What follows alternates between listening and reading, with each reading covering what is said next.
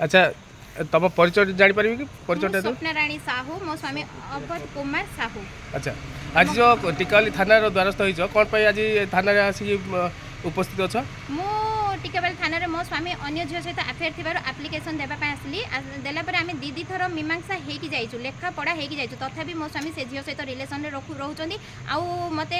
जनवरी 6 तारिख दिन बाड़ापिटा जोर जार कर मो बापा घर को पड़े आसली आसला सी कौन कर केस देली कारण मो स्वामी सहित मिसिकी रही चाहूँगी यापर सी कौन कर मो ना गोटे मिछ आलिगेसन आसिक देते मो स्त्री मत पिटिकी हाथ गोड़ भांगी देती आउ बापा भाई आसिक मत बाड़ापिटा कर मिछ आलिगेसन कर पुलिस मत डाकी मुझे आज। अच्छा तुम तुम बाहा पर तुम पाखे किसी छुआ अच्छी हाँ मोर गोटे झील 5 वर्षर गोटे झीलटे अच्छी आज्ञा। अच्छा बर्तमान ताहले तुमको से डिवोर्स करने को चाहूँ हाँ सी तरफ कहते मुझे डिवोर्स देवी तू केस फाइल कर बोली मत जबरदस्त करा केस फाइल करने मुझे आज पर्यटन केस फाइल करूनी कि मत जबरदस्त करा केस फाइल